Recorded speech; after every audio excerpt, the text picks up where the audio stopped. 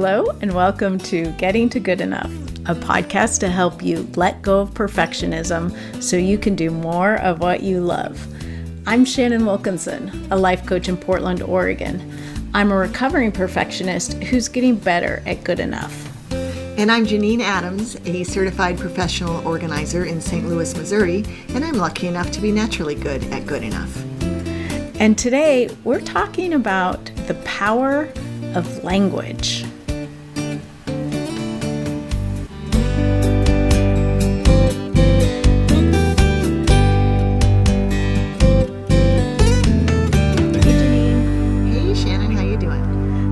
Pretty well. How are you?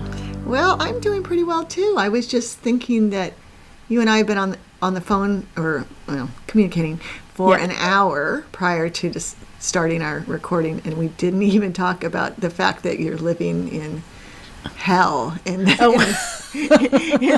triple-digit temperatures of Portland, Oregon. So good on you for not bringing that up. Yes, I survived. It was intense. It got cool today, though, right? It's really. It was cool yesterday too. Oh, right now it's like 72 and overcast. Oh, good. I saw that. Then I thought because I've been checking on you, and then I thought my phone. I literally thought, oh God, this weather app, it gets screwed up all the time. There was no way it was 72. That's great. I'm glad you survived. Oh yeah, no, we did have a 40-degree temperature swing in a day. Wow. That's unbelievable. Yeah. Well, good. Yeah, it was. I do have to say that. So we hit all-time record highs 3 days in a row. So each day beat the next one. I think it was 108 on Friday, 112 on Saturday, and 116 on Friday, Saturday, Sunday, and then Monday. It was, just like 97, which felt like balmy. Right. That's crazy. And when you say all-time high, you mean it's not like the high for that day. It's like the highest it's ever gotten. Ever. 3 days in a row. Yes. The highest temperatures ever recorded in Portland. 3 days in a row. Well, I'm glad that's behind you, boy. Yeah. Yeah. And prior to that, we rarely get triple-digit days. Right. I mean, maybe once or twice a year. Mm-hmm. And I think the highest before, I can't remember, it was either 106 or 107, that we'd only ever hit 3 times in, the history of record keeping for the temperature here. So this was, and to have this happen in June, it was a big deal. Yeah. Yeah. Wow. Yeah, I'm looking out my window, and our neighbors have that huge rhododendron that's probably 25 feet tall, 20 feet tall. It's huge. It's completely sunburned. Oh. Like the leaves are all burned and brown and falling off. Like a lot of the smaller trees are losing leaves and stuff. Oh, that's a shame. Yeah, it was really... It's too bad, but it was intense. But we survived I felt like it was a siege, and we just had to hunker down. Right. You need a T-shirt. I'm sure people are making them. Yeah. Yeah. Right. I survived the Pacific Northwest heat dome. Right. Yeah. Goodness. Oh. Wow. Yeah. All right. But that's not what we're here to talk about. I just couldn't resist bringing it up. Since I didn't bring up the weather. Right. Well, no, what we did want to talk about, though, is language and the power of language and how important it is in sort of managing your feelings around perfectionism and other things, and how shifting your language can shift how you feel about something and what you're able to do. Yeah, I think that's a great topic. And I think you said you thought of it because of some recent conversations? Yeah, I was talking with a client actually earlier today. This topic has been coming up a lot with my clients, and changing the language around things that you need to do or feel like you should do, and changing that word to choose instead of need.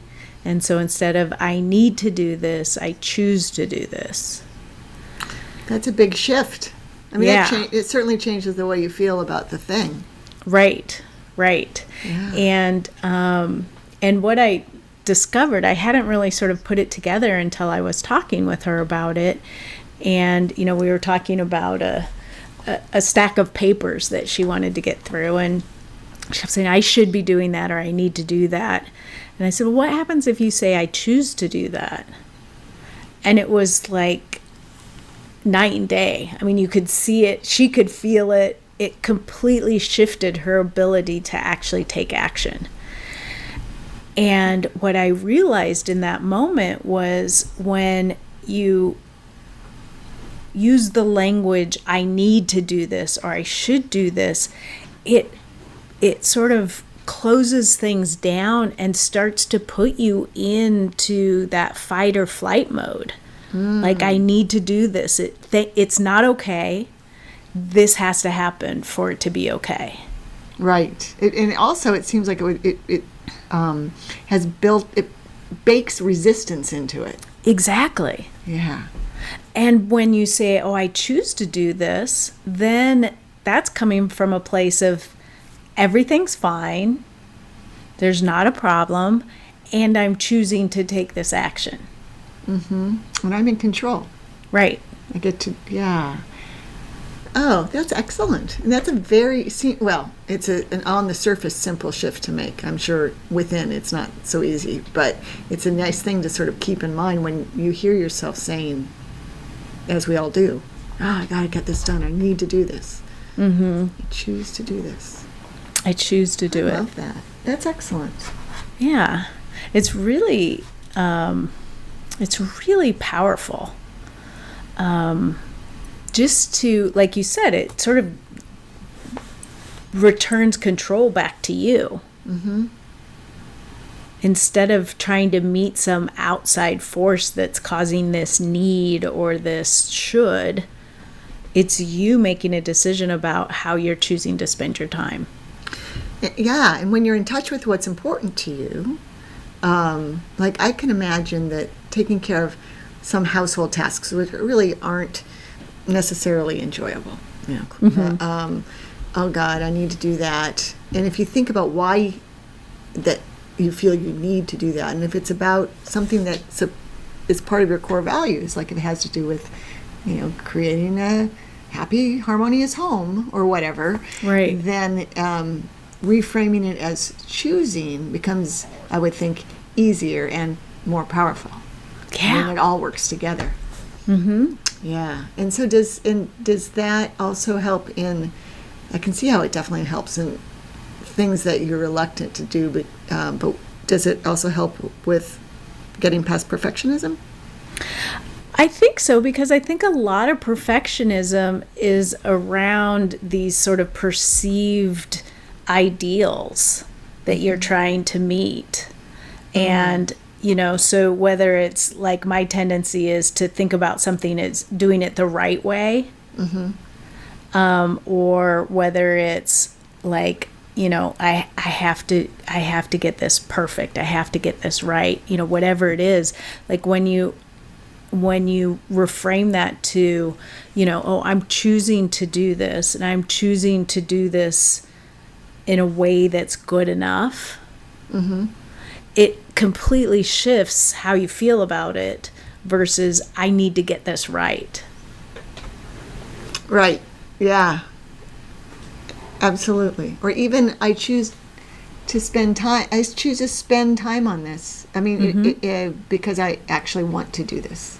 Yeah. Instead of I have to do this or yeah. Oh, that's great.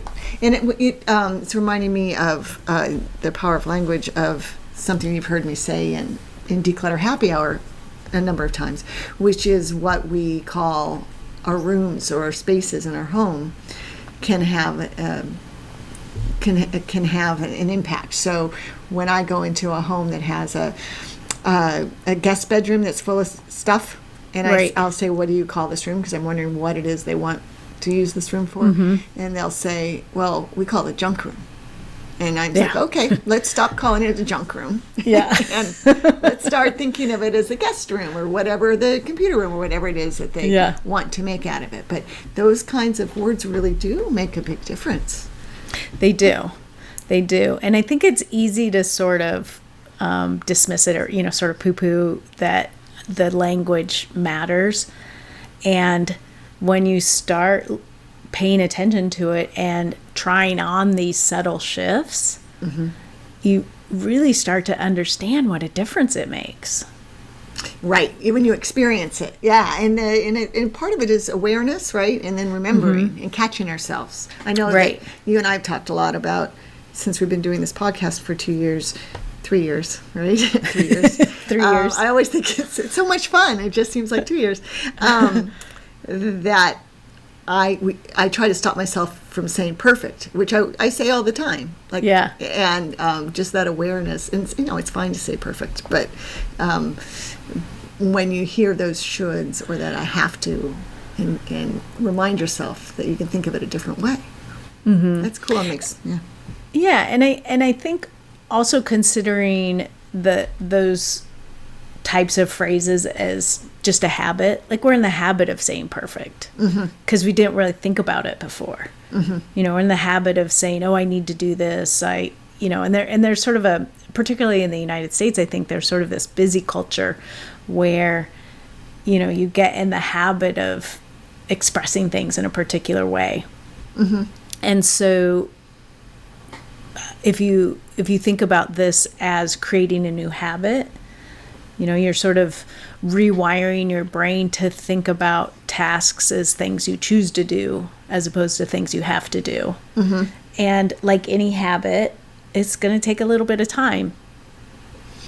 Right. I find myself wanting to make a little note to put on my bulletin board that says, what do I choose to do? To remind myself to use that language. Like I do, when I'm trying to create a new habit, I often try to make a physical reminder of it so I can remember to do it. Yeah. I think I'll do that. I'll letter that. Ooh. Maybe we could post a picture of. Yeah. If I turn, if it's perfect enough, okay.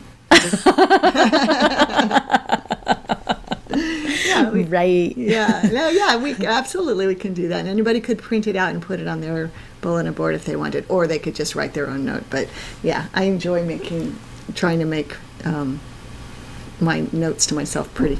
Like I said a while back, I've been creating a hand-lettered daily task list, just for the fun, for the practice of lettering. But then it's also an enjoyable task list to look at. Yes. I love that. Another thing about language that I was just reminded of is our tagline. A podcast to help you let go of perfectionism so you can do more of what you love. It originally was a podcast to help you overcome perfectionism so you can do more of what you love. That's right. And we had the revelation of that during an episode. Right. Yeah. Maybe it was an episode about words. I don't know. It could have been. And we immediately changed it. Although, and so we reran an early episode not too long ago, and when I was listening to it, just to make sure we wanted to rerun it, it was so weird to hear you say a podcast to help you overcome perfectionism.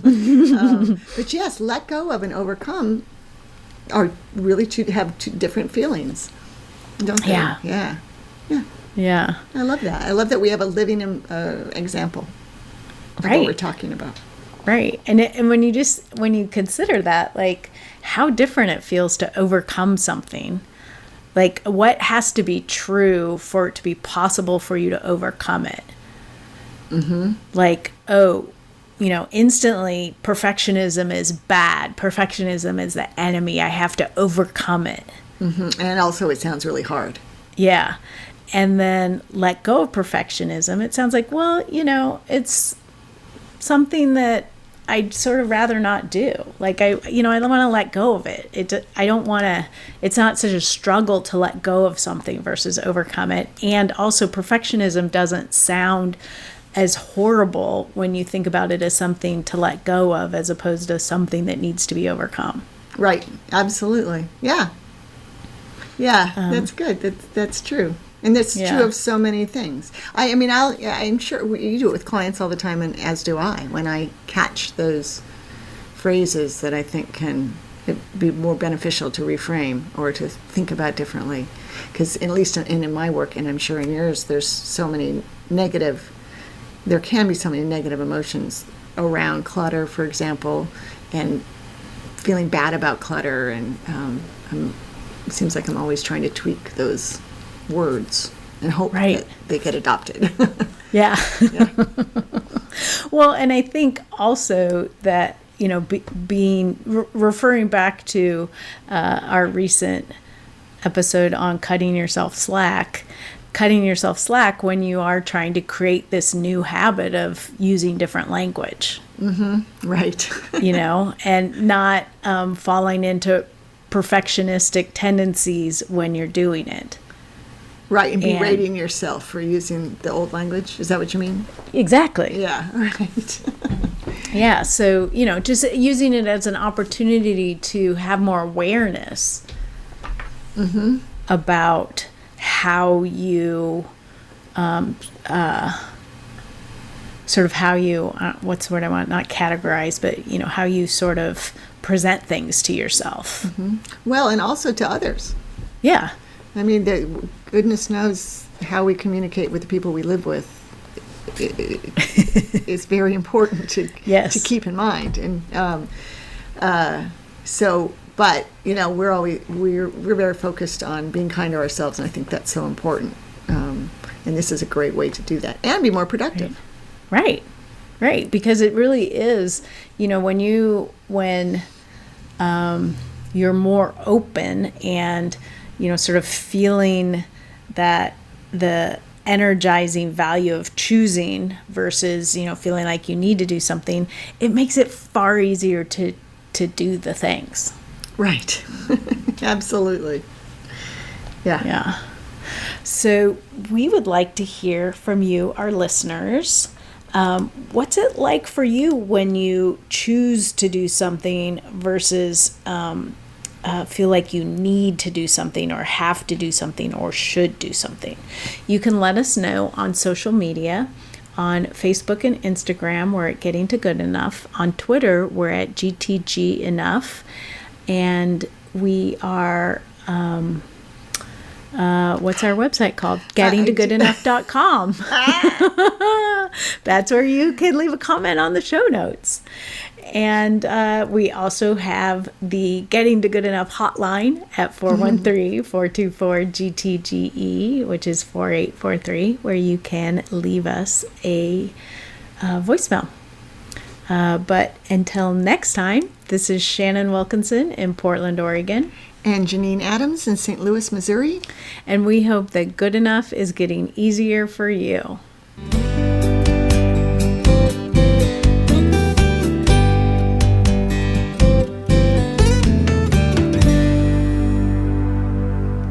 How could I forget our website after 3 years? It's the first time in all this time that you've had your brain go blank. So I think that's impressive.